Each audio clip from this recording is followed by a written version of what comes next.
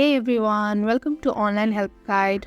Today in this video, I'm going to show you how to change name on Meetup. So without any further ado, let's get started. First of all, open your Meetup application. Tap on profile icon on the top right corner. Tap on pencil icon. Now onto this My Account section, tap on Account Info. Tap on Name. Enter the name that you want to keep. Tap on Done on bottom right corner of your screen. Tap on Update on bottom row. And that is how you can easily change name on Meetup. Thank you for watching Online Help Guide. Hope this video was helpful.